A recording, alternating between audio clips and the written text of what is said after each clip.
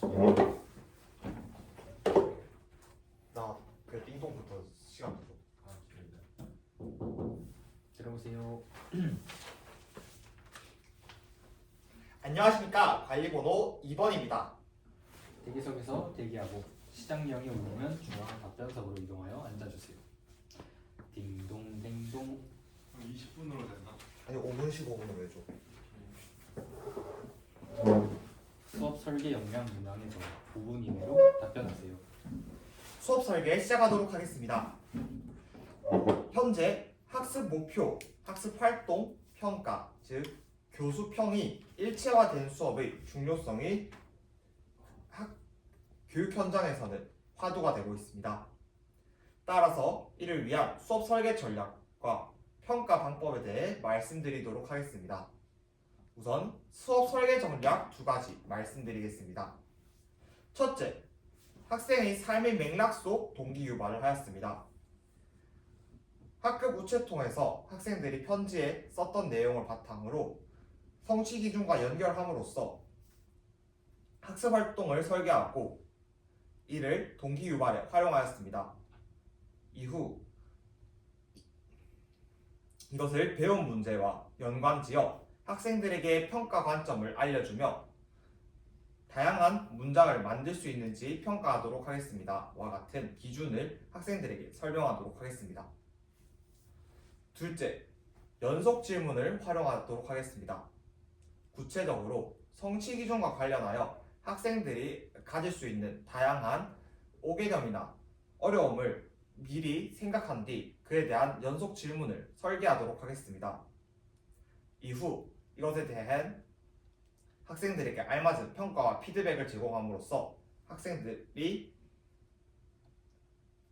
핵심 아이디어에 달성할 수 있도록 하겠습니다. 다음으로 평가 방법에 대해서 말씀드리겠습니다. 첫째, 질문 공책을 작성하게 하도록 하겠습니다.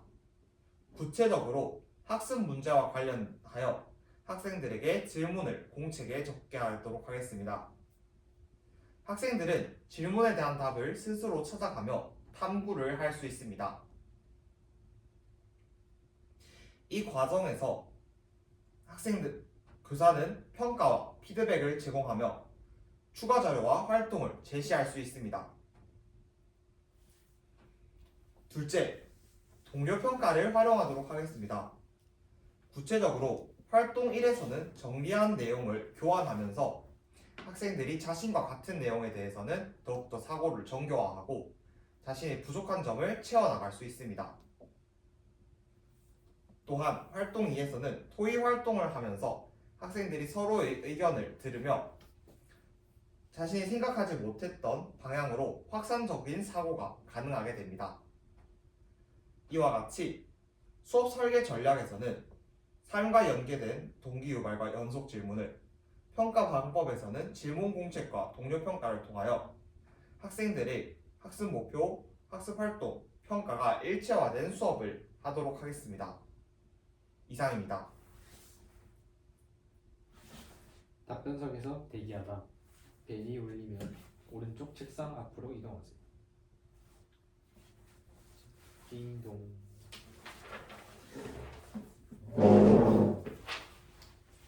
수업을 실현하십시오. 네, 수업 시연 시작하도록 하겠습니다. 2학년 2반 다들 수업할 준비되었나요?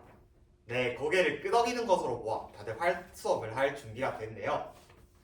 자, 우리 지난 시간에 무엇에 대해서 배웠는지 기억나나요? 은진이 한번 이야기해 볼까요? 그쵸, 문장 부호에 대해서 배웠습니다. 상혁이 한번 이야기해 볼까요? 그렇죠. 문장 부호의 뜻과 종류에 대해서 알아보았습니다. 그렇다면 여러분, 우리 문장 부호의 뜻 그리고 종류 무엇에 대해서 배웠는지 한번 이야기해 볼까요? 손을 든 학생들이 많으니까 선생님이 그러면 3개의 문장 부호를 화면에 보여주도록 하겠습니다. 삐. 이건 무엇이죠? 맞습니다. 마침표입니다. 자, 이거 마침표는 문장을 끝마칠 때 사용하지요. 자, 삐. 이것은 무슨 문장 부호인가요? 맞습니다. 이것은 느낌표죠. 느낌표는 감정과 느낌을 나타낼 때 사용합니다. 마지막으로 이거는 뭐죠? 삐? 그쵸. 물음표입니다. 궁금한 점에 대해서 질문할 때 사용하는 문장 부호입니다. 자, 그렇다면 여러분, 선생님이 오늘 학급 우체통에서 편지를 하나 가져왔어요. 이 편지는 은수가 선생님한테 썼던 내용인데 선생님이 은수의 허락을 받고 이야기해 보도록 하겠습니다. 이번 시간에는 문장 부호의 뜻과 종류에 대해서 알아보았어. 그래서 언제 사용해야 하는지, 어떻게 사용해야 하는지에 대해서 천천히 고민을 하게 되었어. 그렇다면 이걸 실제로 사용하면 어떻게 될까? 문장을 만들어 보고 싶어 라고 하였습니다. 자, 여러분, 이번 시간에 무엇에 대해서 배울 것 같나요? 은수가 이야기해줬던 편지를 바탕으로 선생님이 오늘 수업을 만들었는데 손을 든 학생들이 많으니까 와글와글 발표를 하도록 하겠습니다. 자, 여러분들이 생각나는 것을 마구마구 던져주면 선생님이 여러분들의 의견을 모아 하나의 배운 문제를 만들어 보도록 하겠습니다. 문장의 종류, 다양한 문장 만들어보자. 좋습니다. 그러면 선생님이 한번 적어보도록 하겠습니다. 자, 다들 함께 읽어볼까요? 오늘의 배운 문제, 문장의 종류를 알아보고 다양한 문장을 만들어 봅시다. 자, 이 활동은 크게 두 가지 활동을 통해서 배워볼 거예요. 첫 번째로 알아보자 문장의 종류. 이번에는 짝 활동을 하면서 문장의 종류를 알아볼 거예요. 그리고 두 번째, 만들어보자 다양한 문장. 우리 첫 번째 활동을 사용해서 우리 문장을 직접 만들어 보도록 하겠습니다. 그럼 다들 준비되었나요? 네, 모두가 고개를 끄덕이는 것으로 준비가 된 것 같습니다. 그러면 첫 번째 배움의 문을 두드려 볼까요? 똑똑! 활동 1, 알아보자 문장의 종류. 이 활동은 짝 활동을 하도록 하겠습니다. 선생님 설명 잘 들어보세요. 첫째, 화면에 선생님이 대화를 올려볼 거예요. 이때 대화를 보고 기억, 니은, 디귿의 문장 부호를 찾아보도록 하겠습니다. 우리 지난 시간에 문장 부호를 배웠죠? 그래서 어떤 문장 부호가 있는지 찾아볼 거예요.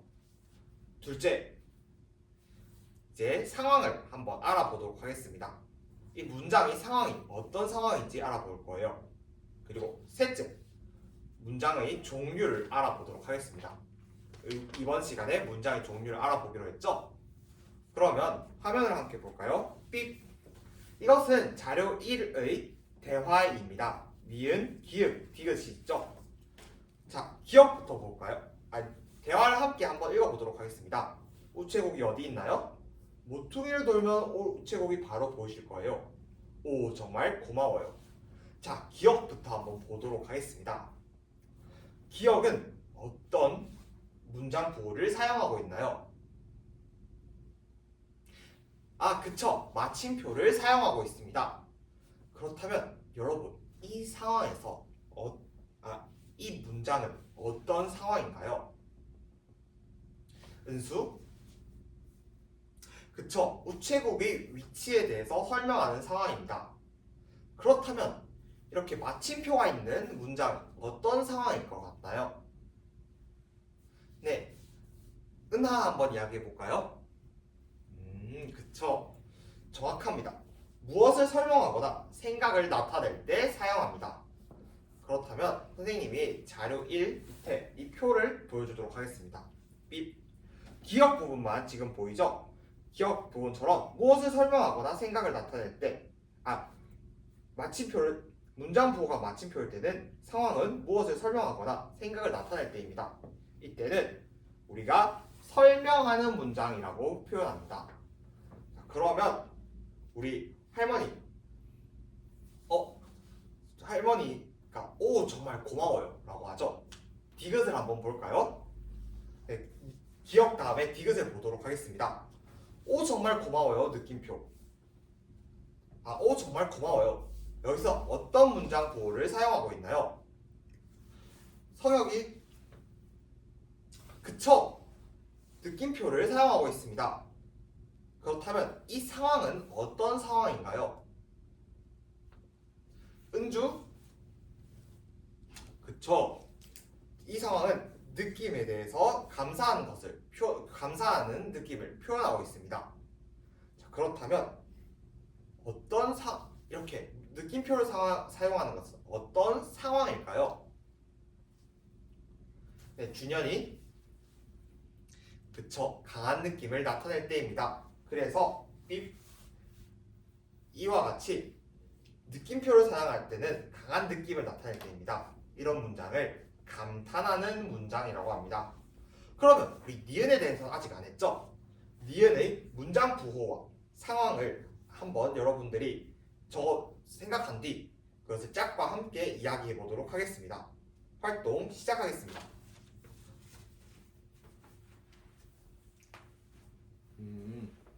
네, 니은의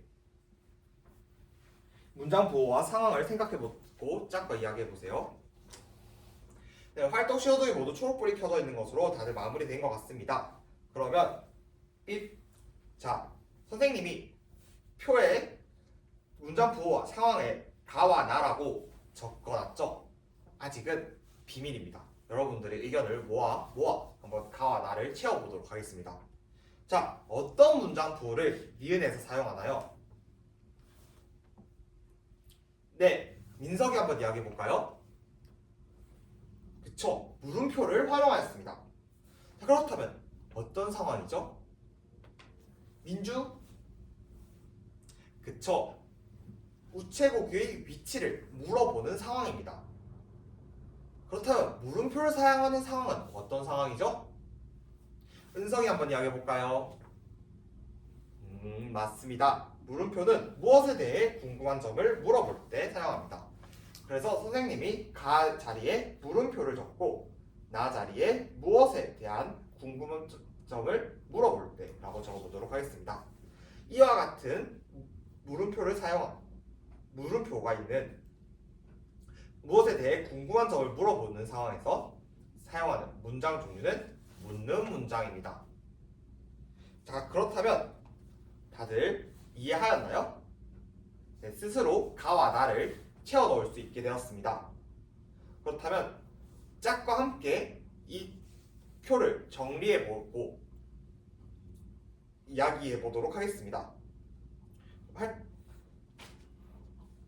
동료평가지에 자신의 생각과 같다면 같거나 다른지, 그리고 다르다면 왜 다른지 적어보도록 하겠습니다. 여기 동료평가 나눠주도록 하겠습니다. 동료평가지에 잘 적어보세요. 네, 활동을 모두 마무리한 것 같네요. 동료평가지에 다들 적었네요. 자, 이 활동을 통해서 알게 된 점이 있나요? 무엇을 알 수 있었죠? 은성이 한번 이야기해볼까요?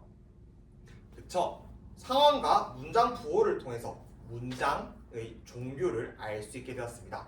그렇다면 문장의 종류는 무엇이 있었죠? 은수? 그쵸? 설명하는 문장, 묻는 문장, 감탄하는 문장이 있었습니다. 이렇게 문장 부호와 상황에 따라서 문장 종류를 결정할 수 있고, 문장 종류에는 설명하는 문장, 묻는 문장, 감탄하는 문장 이렇게 세 가지가 있음을 알 수 있습니다. 그러면 우리 이번엔 두 번째 활동으로 넘어가 볼까요? 두 번째 배움의 문을 두드려 보겠습니다. 똑똑! 활동 2. 만들어보자 다양한 문장. 이번에는 모둠 활동을 하도록 하겠습니다. 4명에서 하나의 모둠. 그러면 우리 반에는 6모둠이 만들어지겠죠? 설명 잘 들어보시다. 첫째, 자료 2의 상황에 대해서 모둠원들과 함께 이야기해 보도록 하겠습니다. 둘째, 자료 2의 남자아이가 할 말을 모둠원들과 함께 정해보도록 하겠습니다. 그리고 셋째, 그때 정했던 문장이랑 다른 종류의 문장을 2개 더 만들어 보도록 하겠습니다. 다들 할 수 있을 것 같나요? 좋습니다. 이 활동을 할 때는 자유롭게 문장을 만들어도 됩니다. 여러분 마음대로 만들어도 돼요. 근데 딱 하나지 조건이 있습니다. 무엇이냐? 상황에 알맞은 문장을 만들어야 합니다. 우리가 느낌표, 물음표, 그리고 마침표 이 세 가지를 사용하는 상황에 알맞은 문장을 만들어 보겠습니다. 선생님이 돌아다니면서 여러분들이 알맞게 만드는지 평가하도록 하겠습니다. 활동 시작하겠습니다. 호철이 있는 모드 및 4모드 무슨 이유 때문에 활동에 어려움을 겪고 있나요? 다른 거는 할 수 있는데 감탄하는 상황의 문장을 만들기가 어렵다고요? 우리 지난 시간에 문장 부호의 뜻과 종류에 대해서 배웠죠? 감탄을 하는 상황에서 어떤 문장을 사용하죠? 문장 부호를 사용하죠? 느낌표를 사용하죠? 그쵸? 느낌표를 사용할 때는 강한 느낌, 그쵸? 그 느낌이나 감정을 나타낼 수 있죠. 그러면 여러분, 감정을 나타내는 게 중요하다는 거죠? 그럼 이 문장에서 어떤 상황을 나타내면 될까요? 느낌이나 감정을 나타내면 될 것 같다고요? 좋습니다.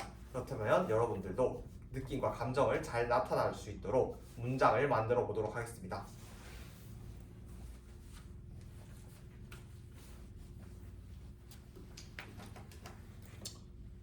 사모등 활동 잘 마무리 짓고 있네요. 좋습니다. 네, 활동 신호등을 보니 모두 초록불이 켜져 있네요. 다들 잘 마무리한 것 같습니다. 자, 한번 발표해 볼까요? 네, 사모등에 한번 나와서 발표해 보도록 하겠습니다. 너무 귀엽다 라고 했을 때는 강한 느낌을 낸 때, 몇 살이야는 무엇에 대해 궁금한 점을 나타낼 때, 우리 집에도 강아지가 있어 무엇을 설명하거나 생각을 나타낼 때, 이렇게 사모둠이 처음에는 활동을 하는데 어려움을 겪었지만 설명하는 문장, 묻는 문장, 그리고 감탄하는 문장을 잘 생각하면서 만들어 주었네요. 좋습니다. 자리로 돌아가도록 하겠습니다. 여러분들의 모습을 보니 오늘의 배운 문제에 한 발짝 더 다가선 것 같은데요. 이제 질문 공책을 작성하도록 하겠습니다.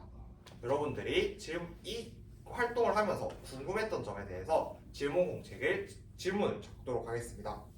여러분들이 스스로 이 질문에 대한 답을 찾을 때 선생님이 이것을 평가하고 추가적인 자료를 주도록 하겠습니다. 질문 공책 작성하도록 하겠습니다. 다들 마무리한 것 같네요. 그렇다면 이제 이 활동에 배웠던 점, 느꼈던 점, 그리고 앞으로 이걸 바탕으로 실천하고 싶은 점에 대해서 이야기해 보도록 하겠습니다. 이상으로 수업 시간 모두 마무리하겠습니다.